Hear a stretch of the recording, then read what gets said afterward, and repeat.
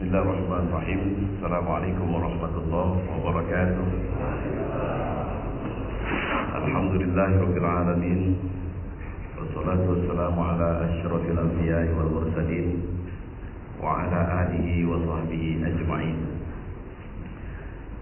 Qala Allahul Qur'an, a'udzu billahi as-sami'il 'alim minasy syaithanir rajim. Bismillahirrahmanirrahim.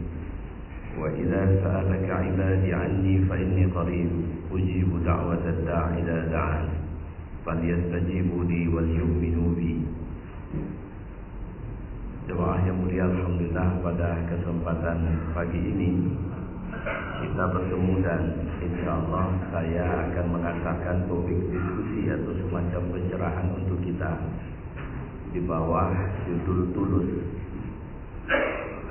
Saya ingin mulai dari satu ilustrasi yang disampaikan oleh Qadhi Abu Bakar Muhammad bin Abdul Baqi bin Muhammad Al-Bazzar Al-Ansari tentang seseorang yang dia ceritakan anak muda di Mekah.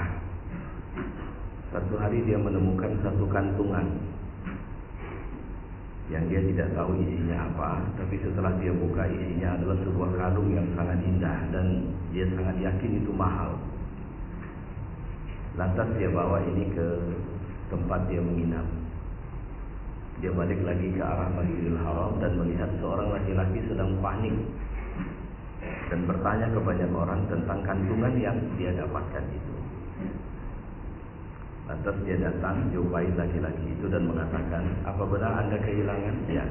"Coba ceritakan ciri-ciri atau apa yang ada dalam kantungan itu." Lantas diceritakan bahwa di dalamnya ada kalung. Ceritakan ciri-cirinya. Maka diceritakan ciri-cirinya dan ternyata sama persis. Akhirnya dia mengatakan, "Aku menemukannya, ayo ikut samaku." Dan dia serahkan. Orang ini lantas memberikan hadiah, tapi dia tidak mau. Terkejutlah yang memberi hadiah ini. "Saya tidak memberikan hadiah karena sebab Anda meminta, tapi karena saya bersyukur kepada Allah, saya tetap tidak mau. Karena saya juga tidak mengharapkan hadiah dari Anda." Lantas kemudian didesak, dirayu, dia tetap tidak mau. Berakhirlah ceritanya di situ. Sampai satu waktu dia melakukan perjalanan dengan kapal laut dan ada sebuah musibah, kapal itu karam. Dia terdampar di satu pulau yang berpenghuni lah.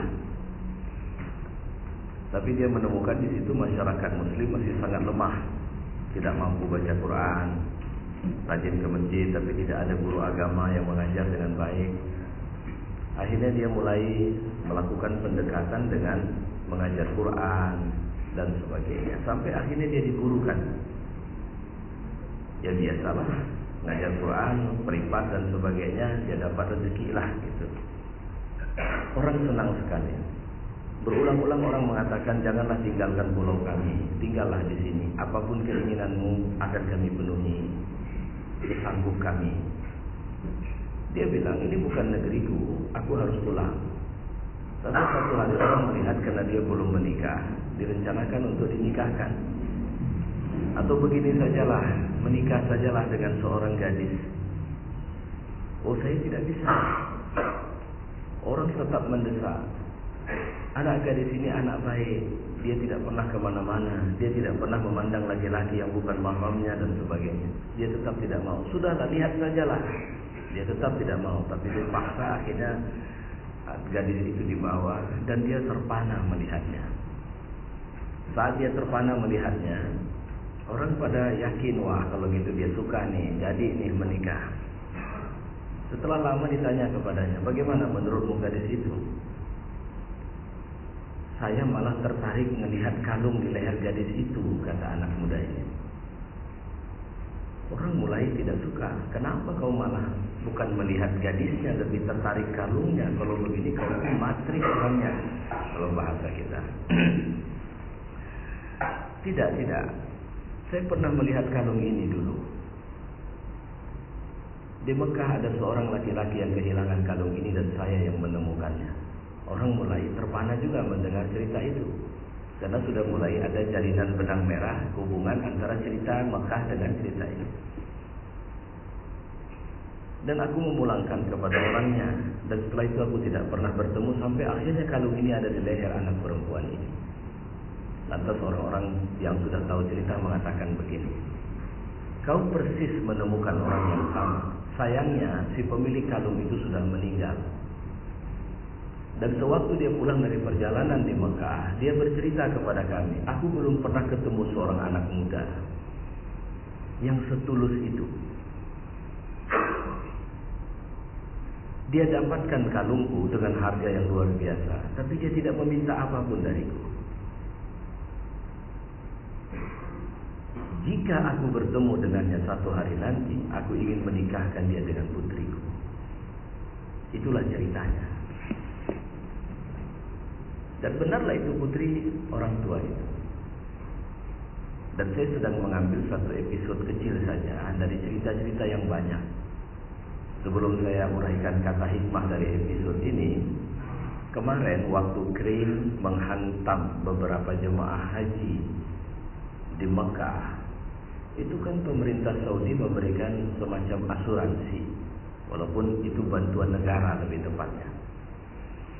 Nah di sana nggak ada bahasa-bahasa begitu. Kalau saya tidak khilaf, bagi yang terluka itu ada sampai 1,9 miliar. 800 sampai 1,9 miliar begitu. Mungkin kita ada terlupa, dari korban itu yang masih hidup ada satu yang menolak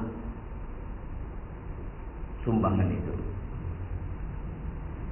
Saya lupa ini jemaah haji Sudan atau Libya.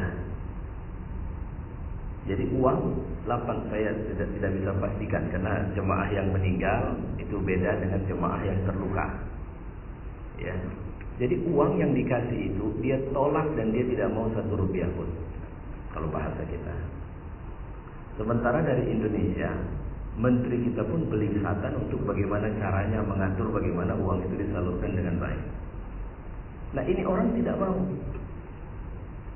Ketika ditanya kepadanya, kenapa anda tidak mau? Bukankah ini halal untuk anda? Apa jawaban dia?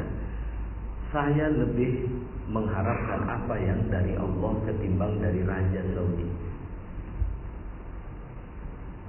Ini juga bahasa ketulusan. Karena tunggu dulu, sampai saya belum mengurai cerita ini, seakan-akan antara tulus dengan hasil. Kalau pakai kita bahasakan dengan pendekatan dunia usaha, kita kan kalau bicara kerja ada profit taking, ada benefit. Apa benefit antara ketulusan dengan hasil? Karena kalau bicara dunia usaha, kita bicara hasil itu harus real. Bisa nggak dia mendukung? Kalau tidak, kenapa kita harus tulus? Untuk apa tulus kalau memang ternyata hasilnya tidak seperti yang kita rencanakan dalam anggaran yang sudah kita tetapkan, bahwa perusahaan akan berhasil sekian, sementara kita butuh kerja tulus. Untuk apa? Nah ini yang masih saya simpan ceritanya sedikit. Di India ada seorang laki-laki yang menemukan uang, kalau saya tidak khilaf itu sekitar lebih dari 1 juta rupiah dalam satu. Bapak-bapak mungkin pernah dengar ini semua cerita yang saya sampaikan ini. Dalam satu koper, dan dia pulangkan kepada polisi. Dan dia tidak mengambil 1 rupiah pun. Ketika polisi mengatakan, dapat dari mana? Dia coba bilang dapat dari jalan. Dan dia tidak peduli uang itu mau diapain polisi. Yang penting dia sudah serahkan itu ke polisi. Ya. Orang menyebut dia sebagai orang gila dari India. Menemukan uang dalam jumlah besar, tapi memulangkan ke polisi dengan kualitas polisi India. Itu yang harus kita garis bawahi. Saya juga mengatakan ini bahasa ketulusan. Nah, ketika kita bicara ketulusan, kita sebenarnya sudah pergi ke wilayah yang di luar nalar rasional kita. Cuma sebagai umat beragama, ketulusan ini adalah kekuatan. Saya ambil ilustrasi keempat dari masa Nabi SAW. Nabi pernah menceritakan, Ada 3 orang yang mereka itu melakukan perjalanan safar. Safar itu artinya musafir lah. Satu malam mereka berhenti, nginap di satu jalan, kemudian masuk ke satu gua. Dengan izin Allah, gua ini tertutup karena ada mungkin gempa atau longsoran, sehingga tidak ada celah bagi mereka untuk keluar. Nah, ini tolong pahami bahasanya begini. Mereka sudah melakukan ikhtiar berulang-ulang untuk mendorong bebatuan itu dan mereka tidak bisa. Saya mau sampaikan, jika bapak atau ibu mengerjakan sesuatu dan sudah mengerahkan semua wilayah kemampuan itu, ya, dan ternyata tidak berhasil, apapun langkah-langkah rasionalnya, langkah-langkah yang sudah kita pikirkan belum berhasil, maka refreshlah diri. Bagaimana cara nge-refreshnya adalah dengan, kalau bahasa orang ngaji, memperbarui niat. Back to the track, on the track. Kemana? Ke titik ketulusan kita dalam perjalanan hidup.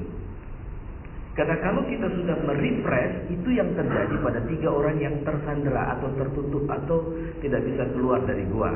Apa yang mereka lakukan?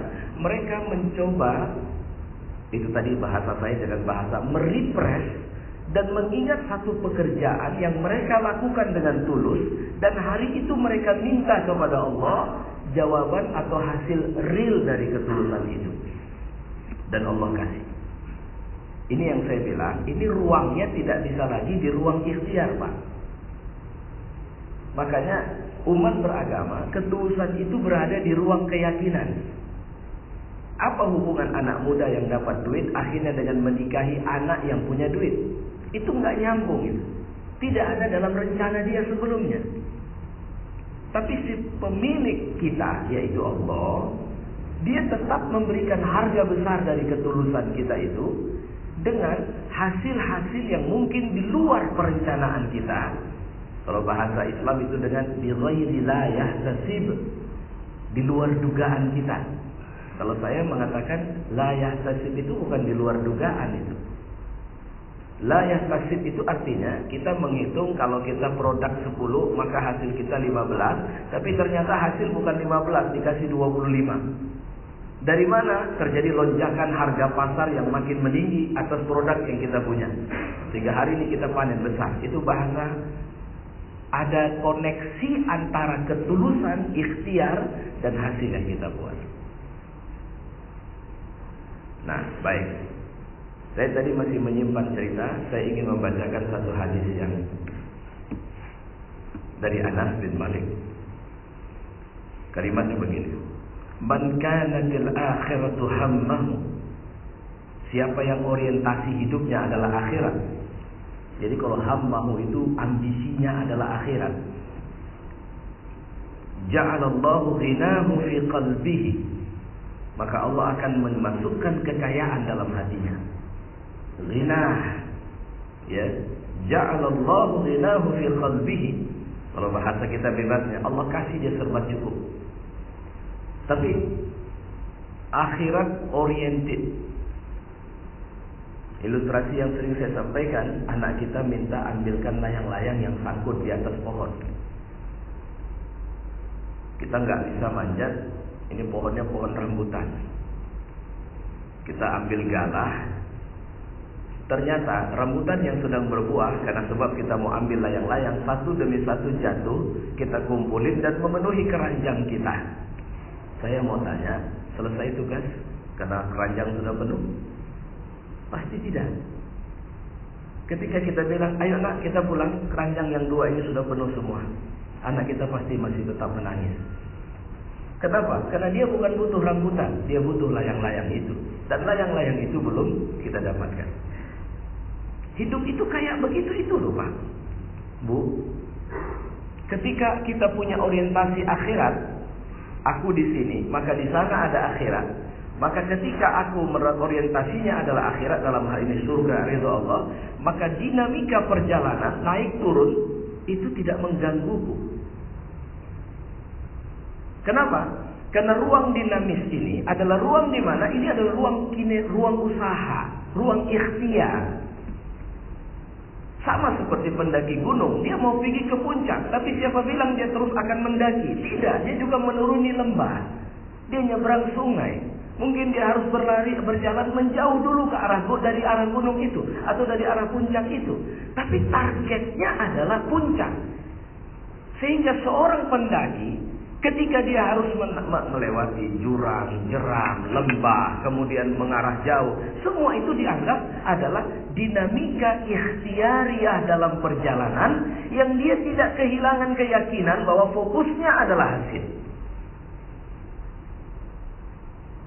Bahkan ketika dia menemukan tantangan demi tantangan, dia harus naik tebing dan sebagainya, malah dia merasa menikmati semua itu. Makanya Nabi pernah bilang, ajaban li amril mu'min. Ajaib itu orang mukmin.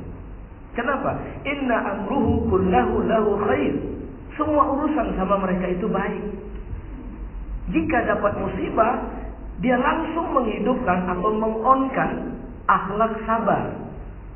Ketika dia dapat nikmat, dia langsung hidupkan akhlak syukur. Sehingga sistem kemudinya tetaplah sistem kemudi yang menempatkan dia sebagai budaknya Allah Subhanahu wa taala. Yang sering saya katakan, apa yang Anda cari dalam hidup? Ridho Allah. Baik, saya mau tanya, ridho Allah kalau kita kerja di perusahaan ini, Allah ridho enggak perusahaan ini sukses atau bangkrut? Jadi jangan menerjemahkan ridho Allah secara normatif. Terjemahkan secara positif. Dia di breakdown terus. Allah ridho enggak? Oke, Allah ridho sukses. Baik, Allah ridho sukses. Allah ridho enggak kalau kesuksesan kita mengatasi perusahaan yang lain? Misalnya keuntungan kita jauh melampaui dari perusahaan-perusahaan yang lain.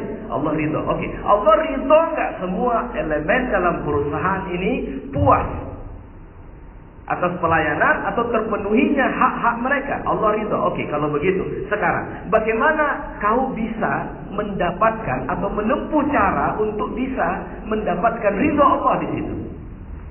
Jadi Bapak jangan hanya bicara benefit, tapi mulailah bicara bahwa kalau kita beruntung, Allah ridho aja. Dan Allah mau untung kita banyak. Allah mau kita menjadi apa istilahnya, dan apa namanya, yang paling tinggi lah. Ada berapa perusahaan negara, ada berapa perusahaan swasta, itu kompetitor. Kalau kita bilang itu kompetitor, bisa nggak kita paling tinggi? Pak Ustadz, itu ambisi. Saya mau tanya, Allah ridho nggak kita yang terbaik? Jawabannya ridho. Kalau begitu kerjakan. Dan ini tidak mungkin bisa dikerjakan kalau hanya kita berpedoman kepada otak kita. Maka masuklah atau installlah dalam kepribadian kita sistem akhlak yang kita sedang kaji yang namanya tulus ini. Sehingga tidak ada event yang kita lakukan di sini kecuali semuanya dalam koridor ibadah kita. Kenapa terkesan kita jadi cenderung ambisius? Kenapa kita harus memaksa yang di sana harus begini, begitu dan sebagainya? Bukankah kita ada keterbatasan? Allah ridho nggak kita menjadi yang terbaik? Jadi kalau harus diterjemahkan. Kalau pakai bahasa saya di luar, Allah ridho kita kaya atau miskin? Kaya. Allah ridho kita memimpin atau jadi kuli? Jadi pemimpin. Allah ridho kita makmur atau kita bangkrut? Makmur. Kalau begitu kerjakan ridho Allah itu. Jadi jangan pakai saya cuma menuntut ridho Allah. Nah, ridho Allahnya kayak mana yang kau tuntut itu? Kira-kira begitu. Kan normatif, kita nggak pernah bisa menerjemahkannya. Allah ridho nggak kita punya anak? Oke. Allah ridho nggak anak kita soleh? Oke. Allah ridho nggak kesolehan? Jadi terus di breakdown sampai kita ketemu. Kalau saya mendidik anak saya untuk menjadi seorang programmer komputer, Allah pasti ridho. Tapi programmer komputer yang bagaimana? Kira-kira begitu. Inilah yang harus kita tularkan atau kita injeksikan dalam diri kita. Nah ini dia. Jadi kalau sudah begini, apapun yang kita peroleh di dunia itu bukan menjadi cita-cita besar kita. Kasarnya begitu. Sampai the highest level, yang paling tinggi sama the lowest, yang paling rendah. Mereka tidak peduli posisi, tapi mereka bicara fungsi dan kreasi pasca mereka berada di posisi. Kenapa? Karena di semua level itu targetnya adalah ridho Allah. Stephen Covey dalam satu bukunya pernah menceritakan seorang cleaning service. Dia sedang membersihkan kaca hotel. Ketika dia sedang membersihkan, dia melihat seorang nenek tua celingak-celinguk bingung di bawah. Dia turun dari situ dan dia ke bawah dan mengatakan, "Ada yang bisa saya bantu, Nek?" Dan itu bilang, saya mau ketemu cucu saya, katanya dia ada di hotel ini di kamar sekian. Oke, mari saya antarkan. Itu yang akhirnya secara fleksibel. Ketulusan itu tidak membuat kita kaku berada di job desk kita, ketika kita sudah bisa mengetahui bahwa interupsi dalam perjalanan kerjaku tidak mengganggu kinerjaku. Bahkan itu akan menguatkan performa hotel itu. Ketika akhirnya orang mengatakan hotel itu luar biasa. Sama juga, orang yang sama pernah menceritakan bagaimana dia masuk ke dalam satu restoran. Ketika dia duduk mau minum, dia tanya satu minuman yang tidak ada di restoran itu. Pelayan restoran bilang, maaf Pak, kami tidak menyediakan itu. Sementara security restoran yang mendengarkan itu dan lantas mengatakan kepadanya, maaf Pak, Bapak minta itu, oke, a minute. Ya, kalau bahasanya, tunggu 1 menit saja. Dia pergi keluar, dia mencari apa yang diminta oleh Stephen Covey dan kemudian diantarkan. Stephen Covey mengatakan bahwa aku yakin orang itu akan besar. Belakangan restoran yang punya cabang banyak ini, ketika dia datang ke restoran itu, dia tidak menemukan security itu lagi. Ketika dia tanya kemana orang itu, jawabannya dia sudah naik level. Bahkan dia bukan sekali sekarang security, tapi sudah jadi supervisor perusahaan. Maka kalau bekerja, tuluslah. Karena Tuhan tidak buta melihat kita. Jangan mengukur-ukur dari ukuran rasional kita. Ngapain saya kerjakan itu? Orang itu bukan pekerjaan saya kok. Enak kali orang itu. Masa saya tiba-tiba saja saya harus memberikan usulan, saran dan sebagainya. Biarin aja mereka, biar tahu mereka. Percayalah. Tampilan yang seperti itu tidak akan bisa membuat kita berdaya atau lebih kuat lagi. Tapi kalau muncul sifatnya, terjadi paguyuban rohani, di mana kita saling terus, pokoknya apa yang aku punya akan aku beri secara tulus. Ingat, setiap kita memberi, ini natural of law orang bilang, ini sunnatullah. Setiap kita memberi, maka grade kita akan naik terus, terus naik, terus naik, terus naik, dan Allah akan memberikan kelimpahan kepada kita dalam bentuk yang mungkin tidak kita pernah bayangkan sebelumnya. Oke, ini yang pertama. Wa jama'alahu syamlahu, dan dia akan menyatukan keinginan yang bercerai-berai. Saya tadi mengilustrasikan dengan pendaki gunung, Pak. Begitu dia mendaki, mungkin jalan naik, kemudian jalan datar, kemudian jalan turun, kemudian lewat sungai, kemudian turun lagi ke jurang, kemudian naik lagi, kemudian ini adalah titik-titik yang menghubungkan. Tetap saja tidak ada satupun aktivitas yang tidak dia yakini bahwa itu jalan menuju pencapaian ridha Allah Subhanahu wa taala. Itu akhirnya gagal bagi seorang mukmin, itu bukan gagal.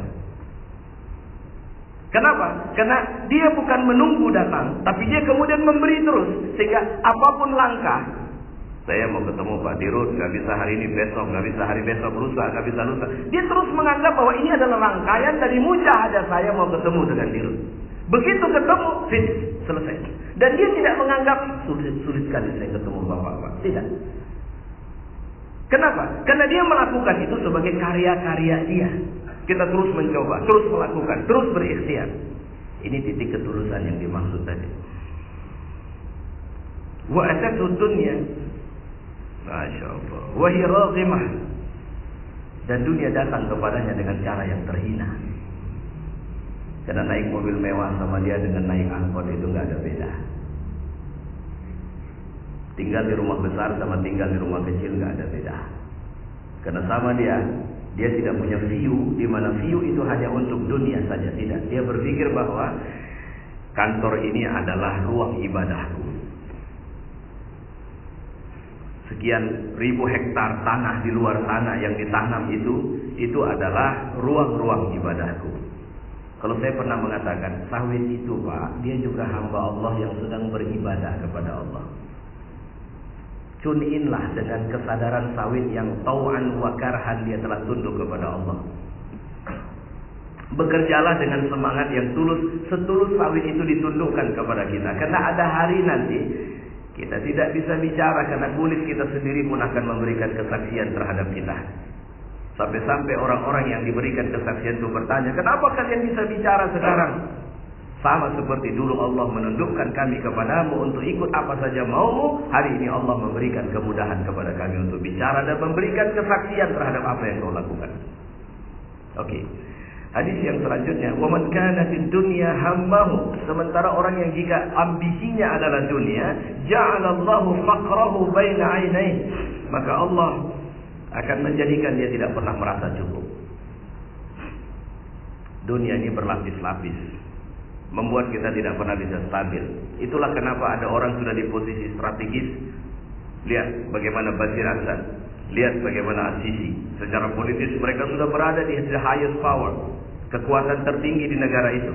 Tapi apa yang terjadi pada mereka? Ketakutan, kekhawatiran, kecemasan, sehingga rakyat yang tidak berdaya pun dia bunuhi. Kita pergi ke Firaun. Firaun itu kurang apa? Dia bahkan ngaku Tuhan karena dia sudah merasa stay di situ. Tapi ketika seorang masyito, cuma tukang sisir, itu pun tukang sisir anaknya, mengucapkan satu kalimat halaka Firaun, itu sudah mengganggu dia. Ini yang dimaksud nggak pernah cukup, nggak pernah bisa stabil, nggak pernah bisa tenang. Padahal sudah mendapatkan semuanya dia. Dan ini bahaya. Inilah yang kalau kerja tidak ada ketulusan, maka orang itu akan membuat hitung-hitungan yang hitung-hitungannya sepenuhnya urusan dunia, dan dia akan membatasi potensi yang dikasih Allah sama dia. Enak saja, ngapain aku? Kan itu kerjaan dia. Padahal dia punya kemampuan. Ketika kita punya sesuatu dan tidak kita gunakan, maka sesuatu itu akan menjadi virus, penyakit, atau kemudian apa saja membuat kita makin lamban dalam bergerak. Sehingga dunia saja pun sudah memberikan kehinaan kepada kita. Wa farraqa alaihi syamlahu. Kemudian keinginannya pun tercerai-berai. Pak, yuk kita kerjain ini. Enggak urusan saya itu. Pak, tolong bantu angkatkan ini, Pak. Oh, Anda minta tolong sama office boy dong, bukan sama saya staff. Itu yang dimaksud. Dunia pun jadi keinginannya tercerai-berai. Kalau ada untung, dia mau. Tidak ada untung, dia tidak mau. Padahal kalau bicara tulus, lihat anak muda tadi. Lihat. Nah, saya contohkan orang yang kena keren dan tidak mau menerima sumbangan. Saya mau tanya, kalau dia terima sumbangan, buatlah 800 juta rupiah. Percayalah, saya hampir pasti mengatakan hajinya terganggu mabrurnya. Kenapa? Karena dia akan diributin oleh keluarganya. Dia mulai berpikir bagaimana cara menghabiskan uang yang begitu banyak. Dia akan disibukkan dengan uang itu terus sepanjang dia pulang haji. Tapi ketika dia mengatakan bahwa aku mau apa yang Allah janjikan kepadaku, apa yang akan Allah kasih bagi dia? Mabrur. Apa pahala mabrur? Surga. Maka kalau mau melihat penghuni surga, itu orangnya. Kira-kira begitu. Lompatan ketulusan yang seperti ini, karena saya bilang itu berada di area keyakinan tadi, itulah yang kita seringkali tidak berani tulus dalam kerja. Karena kita merasa tidak akan dapat apa-apa di situ. Padahal pemilik semesta raya ini akan memberikan apa-apa kepada kita. Ya, itu tadi contohnya. Apa yang didapat oleh orang yang kemudian menyerahkan kembali uangnya yang dia temukan di jalan itu? Apa? Penghormatan banyak orang kepadanya, kekaguman yang luar biasa, sehingga penghormatan itu membuat orang akhirnya akan melayani dia kemanapun dia datang. Dia masuk ke kopi, orang bilang gratis. Kenapa? Ini hadiah dari kami atas ketulusan Anda. Pernahkah kita mencoba mengkapitalisasi akibat ketulusan itu? Kalau kita kapitalisasi, maka yang kita dapat jauh lebih besar dari yang kita bayangkan sebenarnya. Sayangnya, sampai detik ini, kita menempatkan ketulusan itu sangat abstrak. Tidak real. Nah, saya kepanjangan atau gimana nih? Ini sudah jam kita. Baiklah, saya kira insya Allah kalau ada rezeki lain, mungkin kita bisa diskusikan satu kalimat kecil saja, bahwa bagaimana membangunkan ketulusan itu. Ada kalimat lillahi ta'ala. Kita akan urai, karena terus terang, kalau sudah saya bilang saya kerjanya lillahi ta'alanya, terus kebayang orang begini, ngapain lagi kau sibuk-sibuk ngurusin ngambil bonus apa semua, kau kan lillahi ta'ala. Udahlah. Saya mengatakan ini menunjukkan tidak pahamnya dia dengan makna lillahi ta'ala itu. Bahwa sebenarnya, saya kasih bocoran sedikit, kalau kita mengatakan lillahi ta'ala, itu semuanya atas rencana Allah, maunya Allah, dan saya tidak akan keluar dari maunya Allah. Apa mau Allah dalam hidup ini? Allah kita jadi khalifah, duta, untuk ngurusin sawit di perusahaan ini, atau ngurusin produk perusahaan ini, Allah kirim kita. Itu sebenarnya aku yang kerja ya. Kalau aku yang kerja, saya pernah bilang, perusahaan kita ini sebenarnya 20-80. 20 ikhtiar kita, 80 adalah anugerah Allah sama kita. Yang kita tanam itu lebih butuh dia apa yang direncanakan Allah. Airnya, tanahnya, kita tanam, kemudian ada buah. Buah bisa besar, minyak belum tentu banyak. Buah kecil, minyak banyak. Oke, buah bagus, minyak banyak. Pasar belum tentu bagus. Nah semua ini yang harus kita balut dengan ketulusan itu tadi, dengan lillahi ta'ala. Kalau kita lillahi ta'ala, maka itu sama dengan kita mengajak Allah join dalam kerja kita. Bukan cuma sawit itu. Jadi sawit itu tim kita itu. Bukan, kita tidak eksploitasi sifatnya. Kalau kita sudah sampai menganggap itu tim, ingat dulu pernah Umar bin Khattab saat sungai Nil kering. Ini kejadian nyata, ini sahih beritanya. Sungai Nil itu surut. Sementara petani di sepanjang kiri kanan sungai itu butuh air. Maka mereka buat laporan. Ya Amirul Mukminin, dulu kalau sungai kering kami lempar anak gadis jadi korban. Setelah kami lempar anak gadis jadi korban, maka sungainya melimpah airnya. Sekarang kami sudah Islam. Kami tidak mungkin lagi melakukan itu. Tolonglah kasih petunjuk kepada kami. Surat dikirim kepada Umar di Madinah. Umar kirim 2 surat. Satu kepada Gubernur Amr bin As. Setelah sampai suratku ini kepadamu, bukalah surat kedua, tapi buka di tepi sungai Nil dan dilihat oleh semua penduduk yang mengeluhkan air yang surut itu. Maka dibacakan surat kedua.